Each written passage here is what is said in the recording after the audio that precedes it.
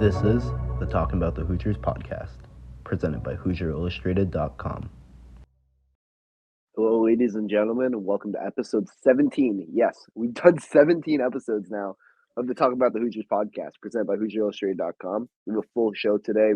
We're going to start off, we're going to talk Mike Woodson because I think that's the hottest topic in Indiana sports right now.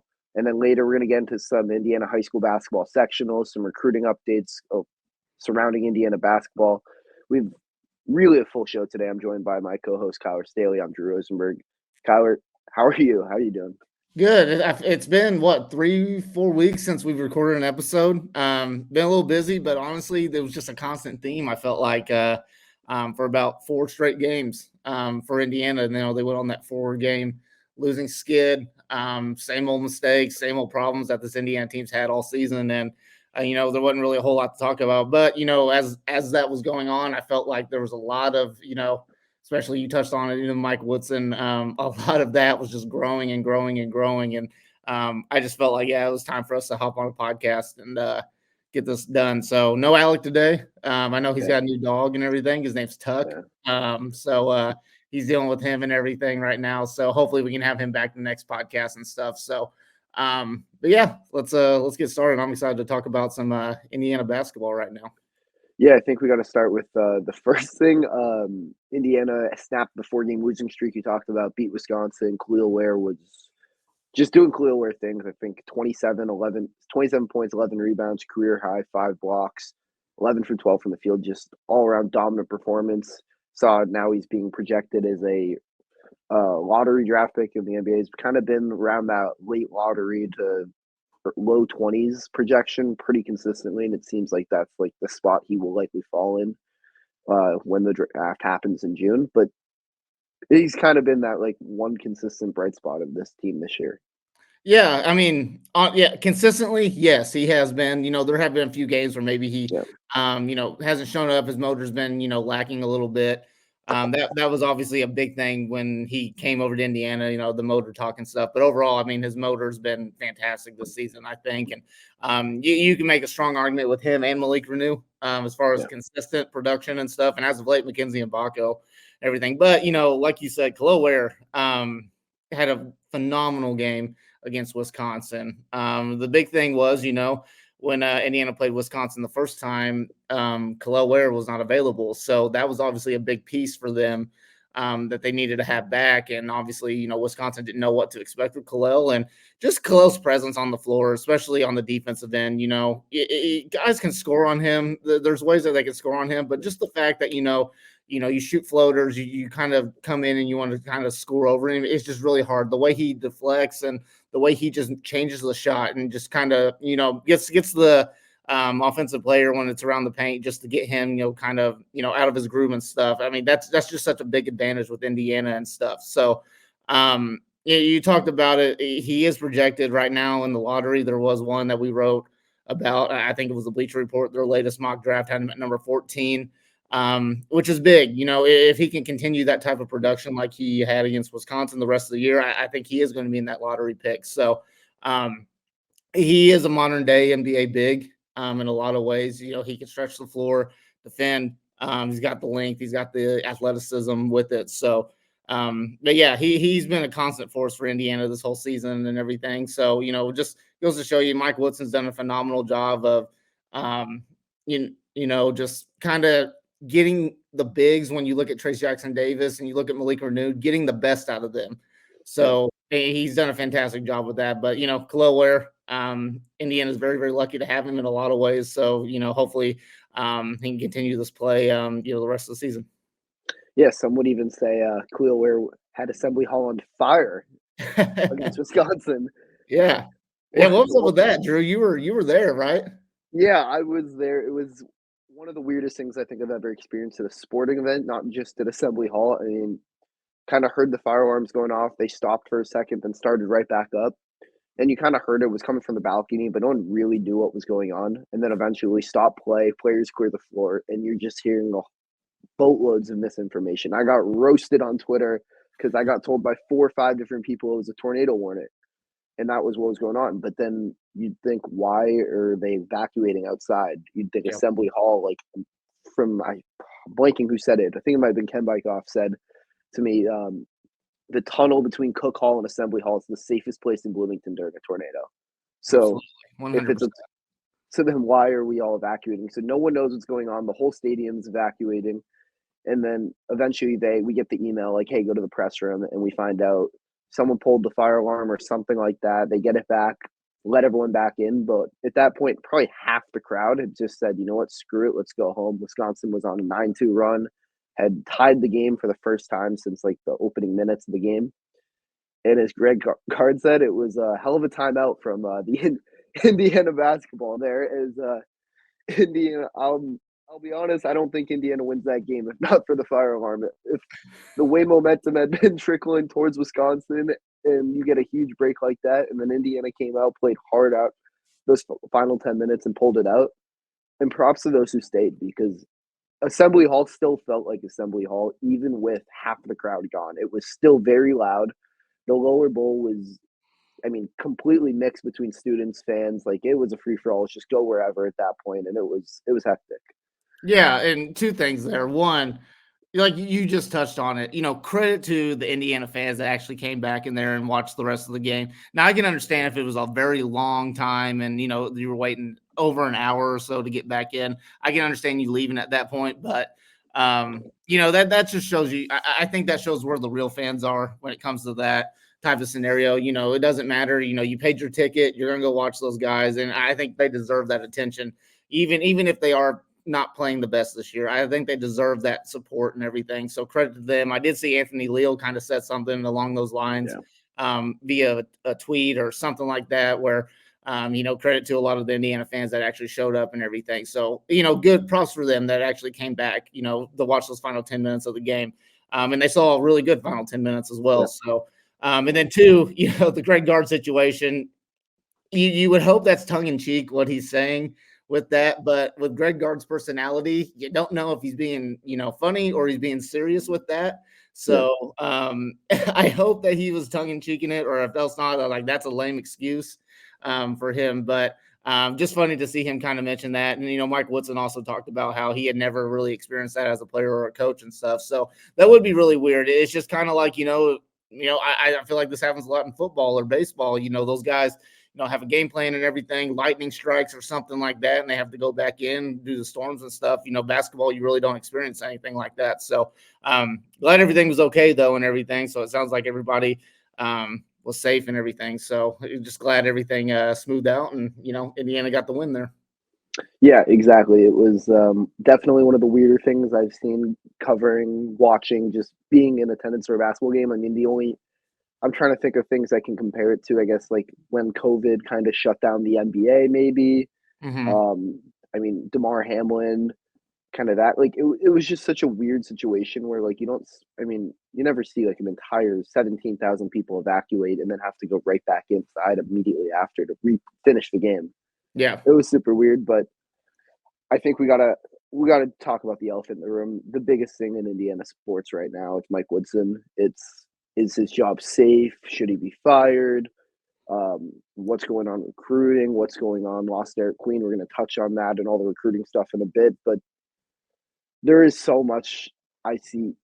I don't want to say garbage, but it's just people want the craziest things I've seen, the most ludicrous names thrown out of like who should be the next IU basketball coach. And it's weird because you really don't know until something's true, especially in these kind of situations. Yeah. Obviously Mike Woodson's been a big topic of discussion this whole season, really, and especially dating back, I would say, to January or so.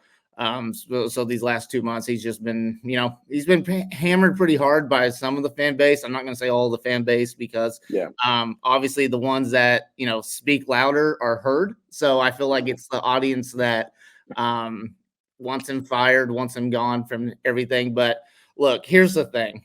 I've been, I wouldn't say supportive of Mike Woodson, but I've been kind of understanding of Mike Woodson in a lot of ways, and I'm not afraid to admit that with that. So, you come into this season, you don't have Trace Jackson Davis, you don't have Jalen Hood-Schifino, you don't have your senior leaders in Race Thompson, Miller Kopp. You lose a lot of that. Plus, you lose other guys like Tamar Bates, those type of guys lead the program, and you're stuck with rebuilding your roster. Now, I know a lot of people are like, this is the portal era and stuff. Like, you shouldn't worry about rebuilding the roster. You can rebuild and you can get better right off the bat and everything like that. While that may be true in a lot of ways in certain situations, that's not always going to be the case. It's just not always going to be the case, especially if you're trying to build a program and build guys underneath you.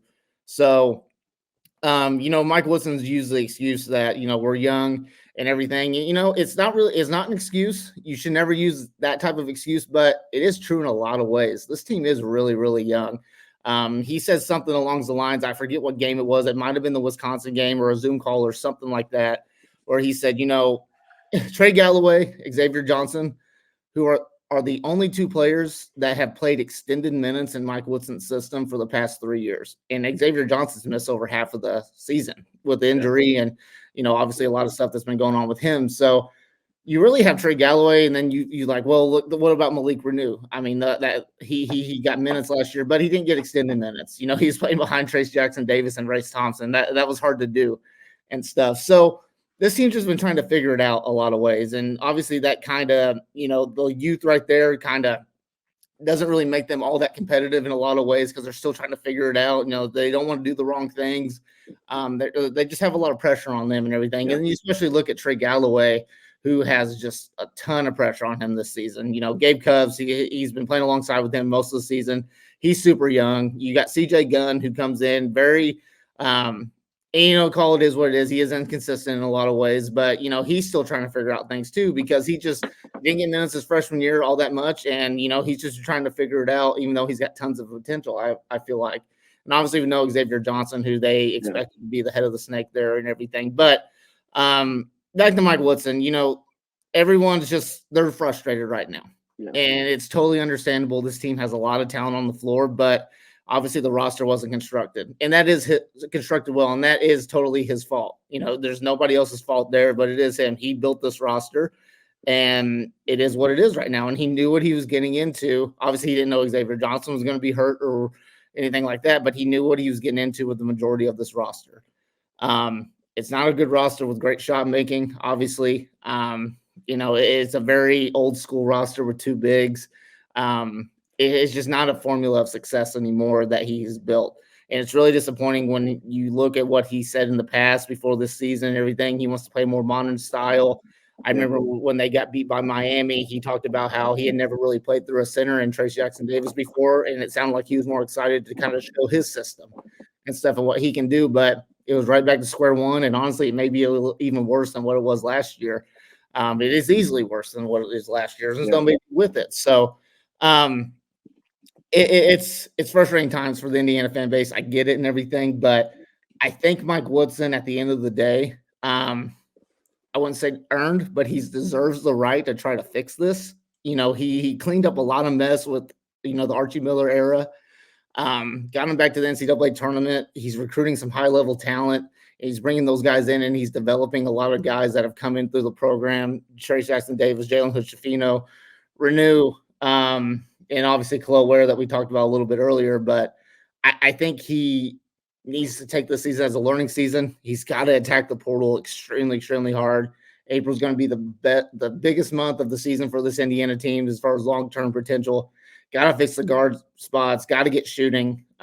He needs to learn from this system, and he needs to really grow, correct his ways and not be stubborn in the style that he wants to play. So I get the frustration with Indiana, but at the same time, I feel like the whole fan base just needs to take a step back and just relax a little bit. Yeah, a couple things I want to touch on. I mean, Xavier Johnson, that injury, I mean, Indiana's lack of ball handlers has been a huge issue all year.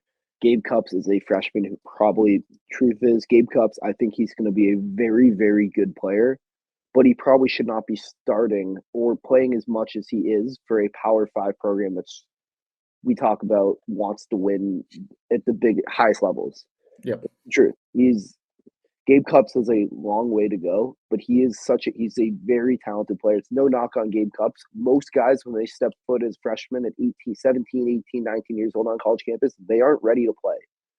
And Indiana, Mike Woodson's inability to address the need of guard was, I think, the biggest issue coming into the season. It's a talent over fit type of thing. When you look at this roster, I think I saw, probably misquoting, but it was like Indiana's like total stars was 46 stars on the roster or something like that, most in the Big Ten.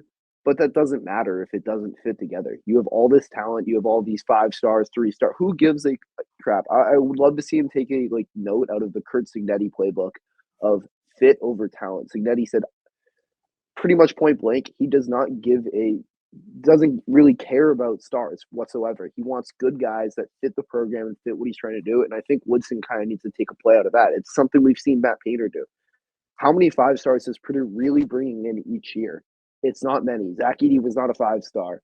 Braden Smith, Fletcher Loyer, not 5 stars. These guys are guys that Painter said, hey, this guy is a kid that's going to fit here in this program. I can build him up.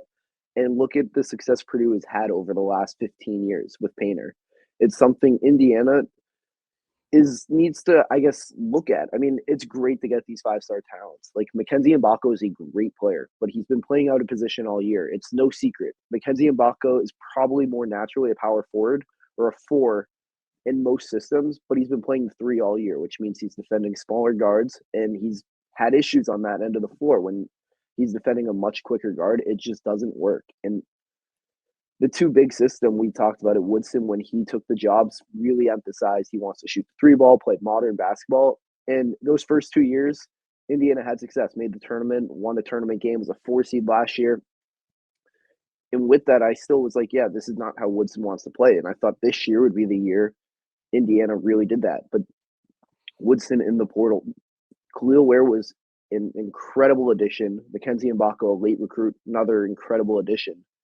But he didn't really add any shot makers, shot creators. Indiana's ball handling has been probably the biggest issue when I look at this roster all year. You have Trey Galloway. Trey Galloway has done an incredible job, but Trey Galloway was never supposed to be a point guard, and he has turned into a point guard. He came in as like a 2-guard 3, like a wing, and Trey Galloway, as much as people want to blame him or try to it's not on him. He's been playing out of position, and he has done an incredible job at leading the offense, especially while Xavier Johnson's out. His 12 assists last game are indicative of that. And it's really hard to put it on the players when you look at like how this roster was constructed. Not much shooting. I mean, when you look at the roster, the guys who you could label as shooters, CJ Gunn, who's unproven and doesn't really play enough to get consistent looks. And then you have Mackenzie Mbako, who coming in as another freshman. Indiana needed shooting, and it was something Woodson didn't address. He put all his eggs in a couple baskets with Dalton Connect and Khalil Ware. Landed Khalil Ware, which is big. And yeah, if you land Connect, it's probably a much different season right now. But at the same time, I think Woodson needs to learn from his mistakes of the last transfer portal, and I think he will get the opportunity to do so and redeem himself. I think his first 2 seasons give him that opportunity where he'll get the chance to say, hey, I learned from this. I need to sprinkle around and say, I need to look at this guy, instead of just putting it all on a couple 2 guys to fill the roster. And then I did see, I'm blanking who said I saw it on Twitter. I don't think it was pretty much a comment on how a promising coach has fell so hard and so fast. I mean, you look at Woodson's first 2 years, took the team to the program for the first time since 2016, I believe. His second year, 4 seed, finished pretty high in the Big Ten, won a tournament game. And then now you're at the point this year where a lot of the fan base is calling for his job. It's really crazy to think how far he's fallen over the last even 8 months. Yeah, and honestly, I want to touch on what you just said right there, and I think this is a good thing to say. Yes, he has fell hard so fast, or however you said that, but a lot of that is due because of an impatient fan base. That's exactly what it is and everything. So you can make that argument. Yeah, he has fallen or whatever like that. He's taken a step back. He hasn't fallen or anything. It's because of the impatient fan base that has absolutely just, I don't know, it's just created this thing where he's got to go, blah, blah, blah, and everything. Guys, you got to realize that I'm talking to the Indiana fan base, and I get how passionate they are, and I love how passionate Indiana are. And when they're at their peak, they can be arguably the best fan base in the entire country. But you guys got to be patient in a lot of ways and everything. And asking for a coach to be fired every single time something bad goes wrong is not the way you sustain. It's not the way you build a program. So let's use this as a hypothetical and everything. let's say the Indiana does decide to move on and go to a different route. As far as Mike Woodson, obviously the staff goes away and everything like that. Let's say they do that. What person and what coach in their right mind is going to come to Indiana and be like, hey, this is a good spot? He's going to talk to a lot of people, whoever this coach would be, and they're going to say, don't go to Indiana. They're just going to run you out as soon as you have a really bad year or something like that. It's kind of way you sustain to build a great program. And honestly, the name that I'm sure you hear all the time, Dusty May, Florida Atlantic, right? Head coach. I always get that. I always want to say Florida Gulf Coast, but here's the thing, and I love Dusty May. Obviously, he actually grew up not too far from my hometown of Bedford. So I love Dusty May. I like what he's done. But here's the thing. Dusty May went on an incredible run last year to the Final Four. You're not going to take that away from him and everything. They brought back mostly the same guys as they did last year, pretty much the exact same team. And they've been very, I think they've won over 20 games, but they've been very mediocre. Let's just say that. And I don't expect that. So, obviously, I don't know. What's your opinion on that, Drew? Yeah, I look at Dusty May. I think the reasons for him to be the Indiana basketball coach, I mean, it's his ties to the program. He was a manager under Woodson. There's a lot to like. I mean, there's a lot of success. Or under Knight, sorry. Yeah. But, I mean, you look at this season, they're still – I'm looking at the record, 21-7, had a great year, but they're not going to win their conference. South Florida kind of has come out of nowhere and is going to win the conference. Not even losing to Memphis was a kind of crazy thing to think about. They're going to be a tournament team, so we'll get another look at them. But you look at these coaches that come from smaller programs. If Indiana is going to move on, I'd be very surprised if they go to someone who hasn't done it at the top level. I mean, you look at Dusty May, yes, the ties, it all makes a lot of sense. But at the same time, like, look at Archie Miller. When Archie Miller came to Indiana, it was a very similar situation. Smaller program, Archie coming from Dayton, had a lot of success there. And it was like, at the time, it seemed like, how could Archie Miller miss? Yep. Look what happened. But then at the same time, you have other coaches like Coach Larinaga over at Miami had a great run with George Mason, and he's been a successful coach at Miami ever since. So I think if Indiana is going to move on, I'd say it's more likely than not it could be a more experienced guy. I've seen people talk Bruce Pearl. I've heard talks Eric Musselman at Arkansas is not happy. I've even heard Chris Beard's name. And if Indiana fires Mike Woodson and lands Chris Beard, it would be one of the most impressive offseason maneuvers ever, because Chris Beard is, I think, that good of a coach. I mean, you look what he's done at Ole Miss. Ole Miss basketball is kind of relevant. I mean, they're probably not going to win anything, but the job Beard has done over there in one season, he might not be the best guy, but he wins. But at the same time, I think when you look at an Indiana basketball program, the fans, I guess my age, I never saw Bob Knight. Bob Knight, like when I was born, had just gone fired, was at Texas Tech. So I never really saw that. And the fans who did see that, they expect that winning of Indiana basketball is a blue blood. They need to win. They need to win natties. They need to win the Big Ten year after year. But then you look at the program the last 20 years, and it really hasn't been that. There's been some really great years, but there's been a lot more years that have been really disappointing. And having that expectation that a new coach comes in and needs to win in his first year and really just be great right away, I don't want to call it unrealistic because the resources are there. I saw someone call Indiana basketball, it's a sleeping giant. If someone can wake up the program, this has the program to be on the level of a Kansas, a Duke, a Kentucky year after year, but it's not going to be something that happens overnight. And that's the thing with Woodson. I think I'm not going to hold any punches. I think this season was a complete failure by Mike Woodson. I think Woodson had the opportunities to land guys in the portal, do some things, a lot of things differently, fill different positions, build talent. And I think he was banking on Xavier Johnson being all Big Ten caliber point guard, and Mackenzie Mbaka probably being Big Ten freshman of the year. And Mackenzie Mbaka has not been bad, but neither of those things happened. So I think when looking at the program, it's hard to give that expectation of whoever comes in, they're going to win right away. And you mentioned it. What coach is going to come in and say, oh, Woodson had 2 great years and 1 bad year, and now the whole program has turned on him? No one sees that and they go, oh, this is the fan base I want to coach for. you're going to be walking on eggshells if you're a head coach that comes in, if they were to fire Mike Woodson. So, you mentioned Coach Knight, Bob Knight, obviously one of the greatest coaches of all time and everything. And I'm going to give a lot of credit to former Indiana basketball forward Derek Elston for saying this. And I think it was probably one of the best things I've heard all season. Bob Knight's not walking through that door anymore. And I think the Indiana fan base, especially the older fan base, they got to get that through their head. Bob Knight is not the head coach of Indiana anymore. He's not going to be the head coach of Indiana ever again. And you've got to learn to just accept the modern style of basketball. You've got to learn to accept what you have. And right now you have Mike Woodson, who is, I think he is trying his hardest to get this thing back up and running. Yeah. He's scheduling big time games. He's working his butt off. He's getting some high level recruits. Now he needs to get all the other guys that aren't a high level and get those program guys. He needs to get those fit in. You need to get the right puzzle pieces there, but he's getting high level recruits. And that's how you win a lot of these, big time games is by the talent.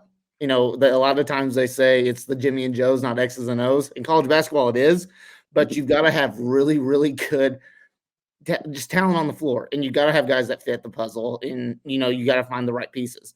And Mike Woodson's got to learn that. And you said it best. This is a failure of a year for Mike Woodson. You give him a big fat L on this season because he didn't do a good job when it came to the portal, recruiting, and just filling the spots. I mean, heck, you look at it, there's still an open scholarship on that roster that they didn't even use, and they could have easily gotten out. There's still a lot of guys in the portal, a lot of shooters that they could have grabbed, a mid-major, a low-major guy that just could have come in and done his job and shot the ball. Yeah. But I just think everyone needs to take a step back just to kind of sum all this up. Me personally, I don't know what your opinion is with this, Drew. Me personally, I don't think Mike Woodson's going anywhere after this year. You've also got to look at the financial standpoint of this. If they were to fire him, they owe him a lot of money. And obviously that's a lot of money that Scott Dawson's had to hand out since he's kind of taken over the program as the athletic director. So you got to look at it that way. I think Indiana fans, hopefully the remaining part of the season, they build confidence, they build momentum, heading into the offseason where, a lot of people are looking, a lot of players who are probably already made their mind that they're going to enter the portal by this point. Hopefully they're looking at Indiana as a potential fit there. I think everybody just needs to take a step back. Let Woodson try to fix this thing. Yeah. Let him try to fix it. If it's the same result as it was, as it is right now, as it is next year or something like that, then we have to really actually have that discussion. But right now, I think it's a little bit premature to call for his head right now. That's just me.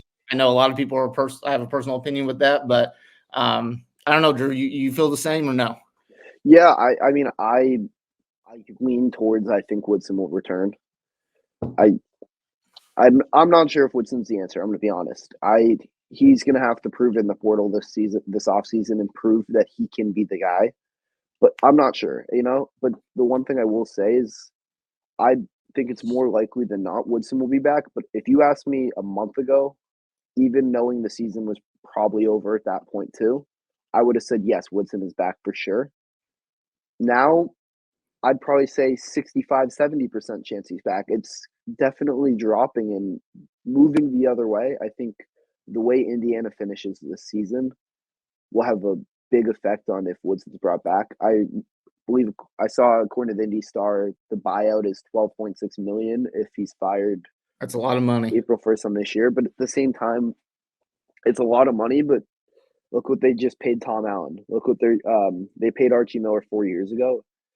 If Dolson can do it and convince the boosters, the donors to do it, it's going to happen. Indiana, it's a big enough school, it's a big enough program with enough money from these boosters that can say, hey, you know what? If we want him gone and we can go get this guy, they're going to make it happen. So it's one of those things. I don't think the money is as big of a problem as it seems just because of that. I mean, look at Tom Allen. If you told me Tom Allen was going to get fired before the season started, I would have called you crazy, even with how the season went. Because that buyout was so big, I never thought it was going to get met, but it did. And when stuff like that happens for Indiana football, I think a $12.6 million buyout is something that could happen for Indiana basketball. It could happen, but it also, you got to think of the sum of the money, Archie Miller's buyout was pretty big.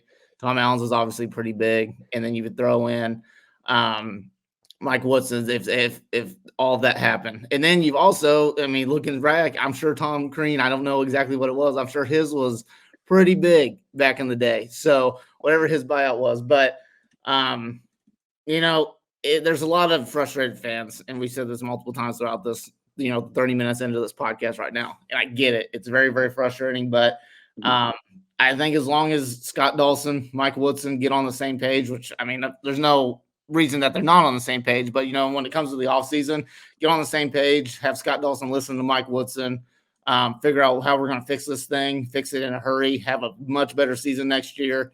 I think Indiana fans just got to give that a chance. Just give it a chance, see what happens in April, see what portal guys they get, see if they can maybe get a late recruit as well.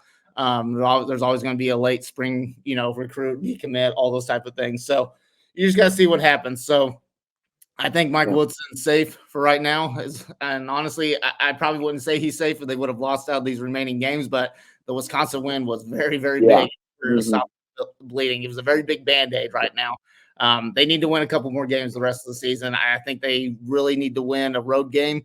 And then they need to win that Michigan State home game. And I think they need to try to get a win in the Big Ten tournament just to kind of build a little bit confidence, a little bit more positivity in this program. But, crazier things have happened in college basketball, so we'll just have to see what happens. Yeah, you mentioned the Archie Miller, Tom Crean, Tom Allen buyout. Did some quick math. Tom Crean's was $4 million. Archie's was 10.3. Tom Allen's was like 15 something. So it all ended up being around $30 million total. Just a little interesting thing I wanted to add. And then that would be all within 10 years, man. Yeah. I mean, less than 10 years, if that were to happen. That's massive. Yep. That's a big hit when it comes to money. Big hit when it comes to money. Yeah, within 8 years, $30 million on 3 firings. But the other thing I want to add real quick is you mentioned Big Ten tournament, anything can happen. I mean, let me say this definitively. I do not think Indiana will win the Big Ten tournament. I don't think this team, I just don't see it. But again, you never know. Oregon State a few years ago won the Pac-12 tournament, and they finished that year like 10th in the conference, 9th in the conference. So crazier things have happened.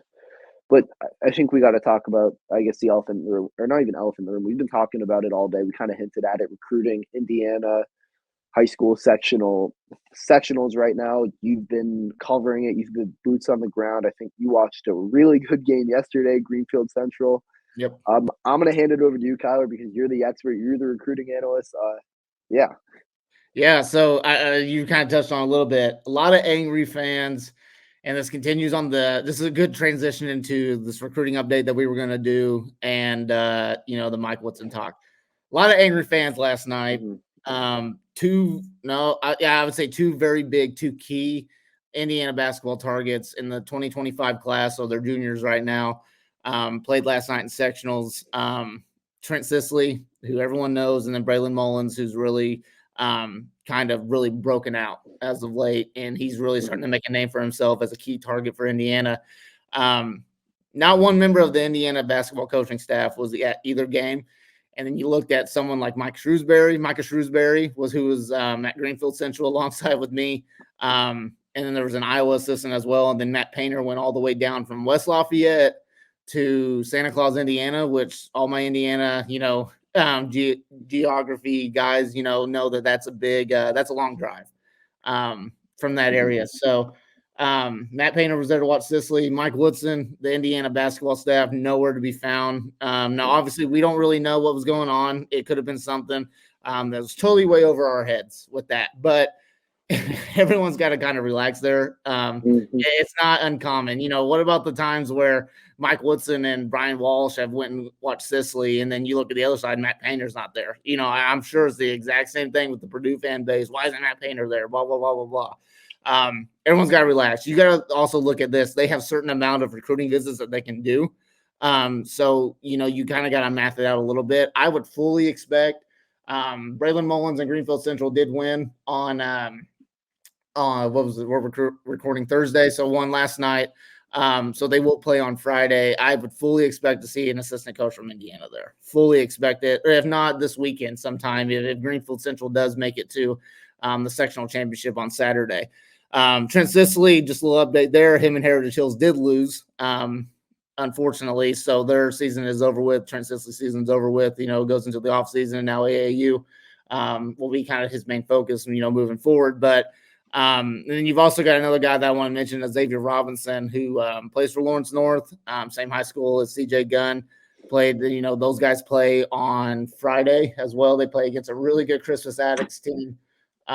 So, I would fully expect to see an Indiana staff member out to some of those games and stuff. So you just gotta put a bunch of it. It's a logistical issue. There's a lot of things going on that nobody knows about. It's not just easy as being like, well, he should be there if he really wants this guy or whatever. I still think the relationship's still pretty strong with those two players, especially Sisley and Mullins. I think they can kind of relax there a little bit. And people often forget Ryan Walsh makes a lot of trips down to watch Trent Sisley during practice and during the season. A lot of trips, especially Mullins as a late. So everyone's got to relax. It's just one game. You just got to kind of take it with what you got. My mentions were blowing up last night. Because of Mike Woodson not being there. So the big good thing is that I was there. I was reporting it and everything. So the coaches see that as well. So everyone's just got to kind of relax there. So, but yeah, just recruiting updates and everything, in-state prospects. Unfortunately, Trent Sisley's out. Braylon Mullins is still playing. So they have a legit chance to win a sectional championship this year. He looked really, really good last night when I was there. I think it was 26 points, something around there. Kid just went off. He's a shooter. Honestly, when you look at puzzle pieces and stuff, he's a guy that Indiana needs bad. They got to make him a big priority because he can come in, he can light it up, he can shoot it. Very, very athletic and just has a good feel for the game. And obviously, everyone knows how good Trent Sisley is. So obviously, he's still a big key target there. So sectional week, I love sectional week. My favorite week of the basketball season. Unfortunately, a lot of teams' season ends, but I love the you lose your out type of feel. So big time things. So. Yeah, I guess what was the atmosphere last night? I mean, Braylon Mullins, I was kind of following on Twitter. It seemed like a really crazy game. I saw blanking half-court buzzer beater. Yeah, it was the atmosphere's great. Drew, obviously you're an outsider. You're from Boston and everything like that. So you obviously, you hear how big Indiana basketball is in the state of Indiana. You don't really get that feel unless you go to a random high school game throughout the week or anything like that. I mean, last night, especially when sectionals, it's standing room only. You get there as soon as you possibly can. As soon as the doors open, you get to your seat and you just sit there. And if you're late, you're standing up. That's what you're doing. And what's awesome about these old high school gyms is that they're just so unique and they're so awesome. They have just a great feel to it. And last night was one of the best feels ever. It was two really good games last night. I watched an upset happen right before the Greenfield Central Anderson game, which Greenfield Central came in undefeated, still undefeated. They had a lot to prove with that. And Anderson's a really good team. They've got a really good player in Damian King, who's also in the same class as Braylon Mullins, 2025. So it was a great game, great atmosphere. Both fan bases very, very big and everything. And that's just the best part about Indiana basketball, man. You don't find a better atmosphere when it comes to the sport, just when you go to a random high school game. And it's really big down south. It's really big in every single area of Indiana and everything. So great atmosphere and stuff. So we still got two more days of sectionals. So semi-state tomorrow, or not semi-state, semifinals tomorrow in sectionals. I will be watching the Xavier Robinson and Lawrence North with that. And then Saturday's kind of up in the air, just kind of seeing what games kind of happen and what the matchups look like. Yeah, I guess a lot to be excited about, and you mentioned it. It's important to not overreact to Indiana's coaches not being there for one day of sectionals. We've seen it a ton. Walsh has been to see Sisley a ton. Woodson, they've watched Braylon Mullins, they've watched Sisley. They've been going to a ton of games this year. So one day, yes, it's a piece of the puzzle, and I will agree it's not the best look for them not to be out, to be completely not doing it, unless, for all we know, something could have been going on within the program. Maybe there's some event. Who knows? And yeah, it might not be the best look, but again, recruiting, that's not going to make or break a recruitment. A kid's not going to say, I'm not coming to play for you because you didn't come to my sectional game. That's just not going to happen. Yeah, it might play a small part. Yeah, but exactly. So it's important to remember that and also enjoy that. This is special. I mean, you mentioned it. I'm from Boston. high school basketball, it's fun, it's exciting. It's let's call it out as Massachusetts a hockey state too. So high school hockey, it's kind of I get similar vibes from high school hockey in Massachusetts to basketball, Indiana high school basketball, except Indiana high school basketball, it's on a different level with the amount of people, the fans, how crazy it is. And you hear the saying all the time. In 49 states, it's just basketball, but here in Indiana, it's a little bit different. And it's the truth. It is very different. And as a lifelong basketball guy, basketball player, I love this game. It's given me a platform to do what I do. It's special here, and it really is important to recognize that.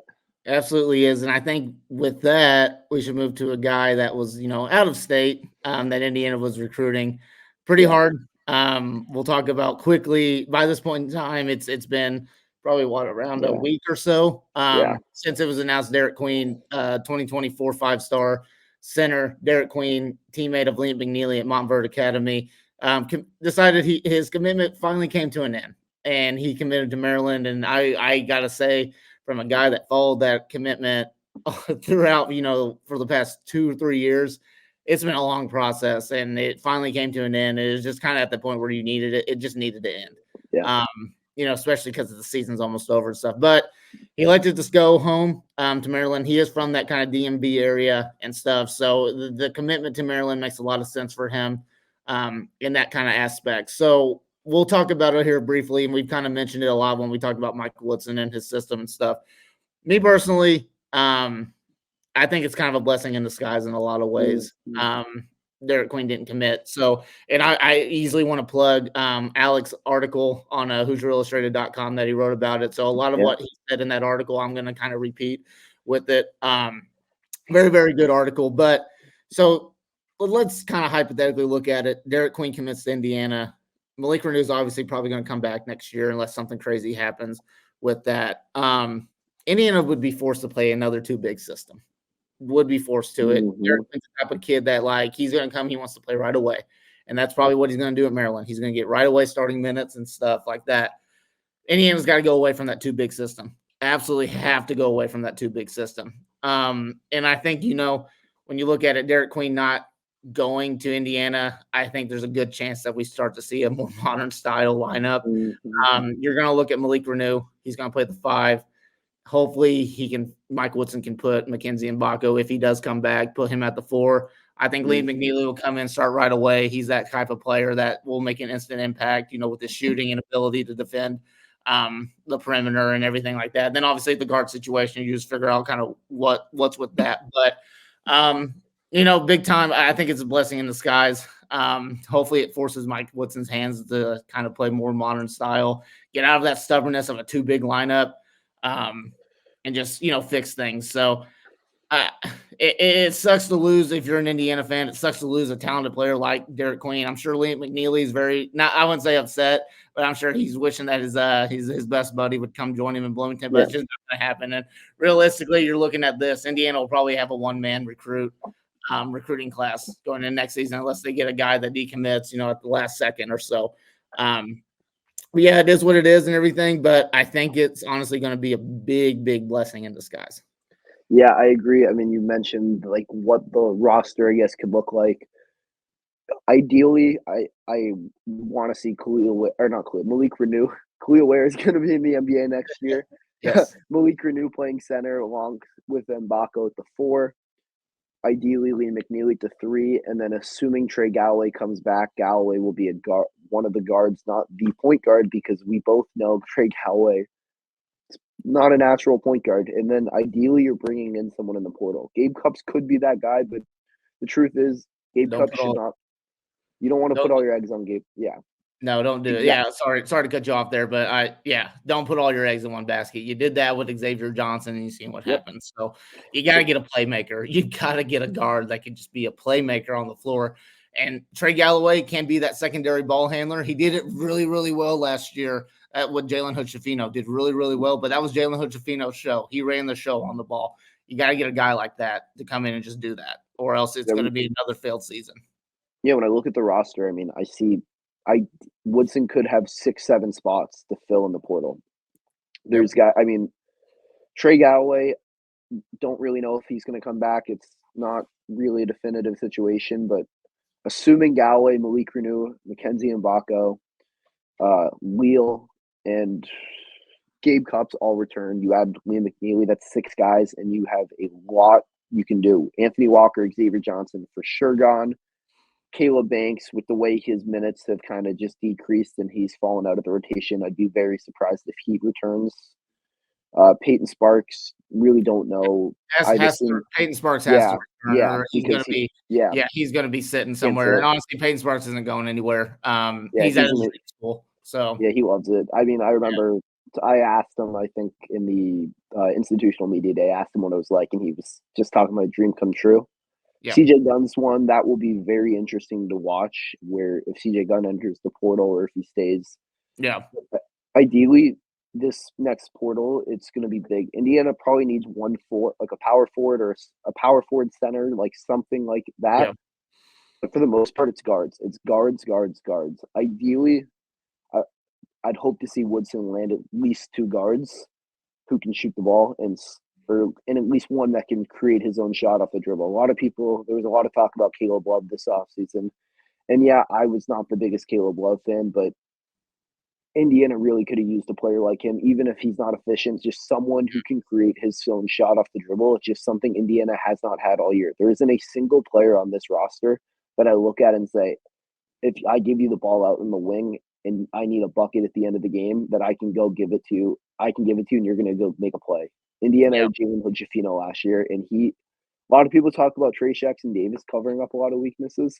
Jalen Hood-Schifino covered up a lot as well. I mean, with his ability to create shots off the bounce and his court vision is just as a whole really made it so Indiana had that ability end of games. They didn't have to just dump it in the post and hope Trace can make a play through a double team.